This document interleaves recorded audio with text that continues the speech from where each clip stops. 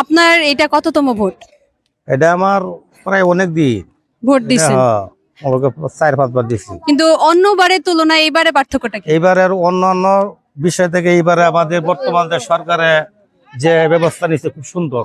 মানে সব জায়গায় সুষ্ঠুভাবে সবাই ভোট দিতে পারছে। হ্যাঁ, সুষ্ঠুভাবে নির্বাচন। দেশটাকে সুন্দর পরিপূর্ণভাবে যে গুছায় রাখতে পারবে, আমরা সেই ধরনের লিডারই চাই।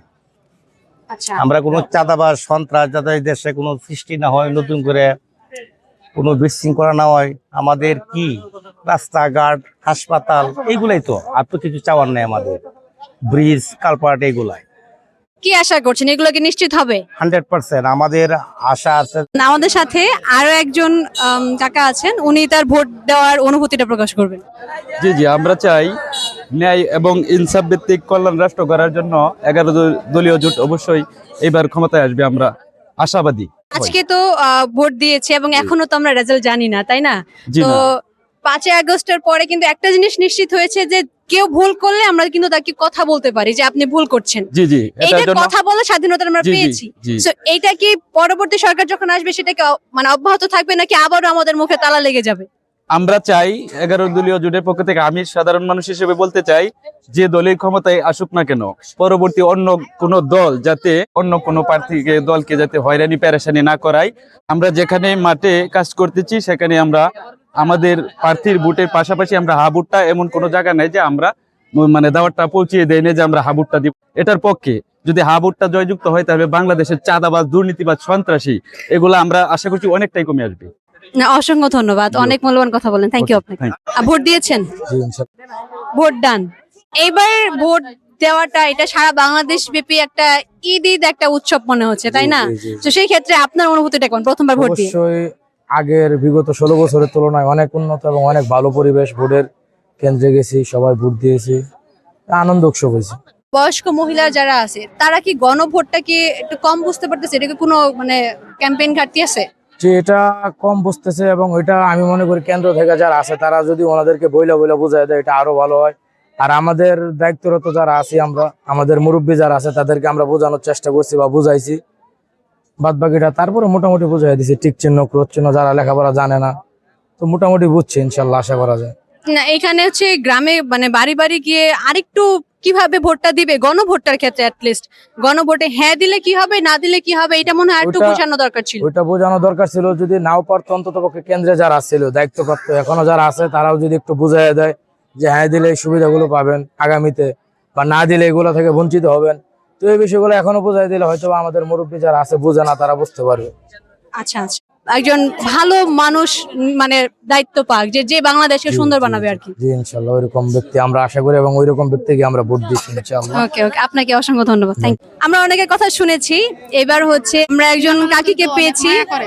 কাকি, আপনি ভোট দিতে পারছেন? আপনি একটু দেখান তো কেমন ভোট, মানে ডান ভোট। Okay. আচ্ছা, গণভোটের ক্ষেত্রে হ্যাঁ বা না সেটা মানে কোনটাতে দিছেন? হ্যাঁ, এটা কি গ্রামের আমাদের চাচি জেঠিরা কি বুঝতে অসুবিধা হচ্ছে হ্যাঁ গণভোটটার ক্ষেত্রে? আমি তো প্রায় জনের মুখে হচ্ছে হ্যাঁ দিয়েছি। হ্যাঁ দিছেন, মানে এইটা কোনো কারো অসুবিধা হচ্ছে না? আমাদের সাথে আরো একজন আছেন, মোহাম্মদ আনোয়ারুল ইসলাম। আপনার এটা ভোট কতবার মতো ভোট দিলেন? আমি এটা সরকারি নির্বাচনের প্রথম ভোট। আপনি জীবনে প্রথমবার ভোট জি জি, দিচ্ছেন? এর আগে আমরা আচ্ছা স্বৈরাচার শেখ হাসিনার শাসন আমলে আমরা ভোট দিতে পারি নাই, আমাদের ভোটের অধিকার হরণ করা হয়েছিল। বর্তমানে আমার জীবনের প্রথম ভোট। আচ্ছা, আপনার জন্য একটা প্রশ্ন আছে। বাংলাদেশের সব দলের কিন্তু ভুল ত্রুটি মিলেই আছে। এখন যদি আমি দেখতেছি দল কোনো ভুল করতেছে, আপনি কি বলবেন? ওই ভুলটাকে কি দল করছে বিধায় কি হ্যাঁ বলবেন, নাকি ওইটাকে আপনি প্রতিবাদ করবেন যদি কোনো নিজের দলের এরকম ভুল করে? যদি আমার নিজের দলের লোক যেন ভুল করে, আশা করি ভুলটা করবে না। আমাদের বিএনপির ভারপ্রাপ্ত চেয়ারম্যান তারেক রহমান, উনি সব ভুলের ঊর্ধ্বে। আচ্ছা, উনি সবসময় বলেন দলের প্রতি যার যে খারাপ ব্যবহার করবে বা দলের প্রতি আচরণ বিধি লঙ্ঘন করবে, সাথে সাথে তিনি অ্যাকশন নেবেন ইনশাল্লাহ। কাকা, আপনার নাম কি? আমার নাম হচ্ছে হারুন রশিদ। হারুনুর রশিদ। আমার নাম হারুন রশিদ ডানা, আমার নাম ঝালমুড়ি কো। ঝালমুড়িওয়ালা। আপনি কি কি বিক্রি করতেছেন? আমি বেশি বাদাম, ঝালমুড়ি, চানাচুর, চিরা ভাজা, তেতই, বড়ই, বুট, অনেক আইটেম আছে।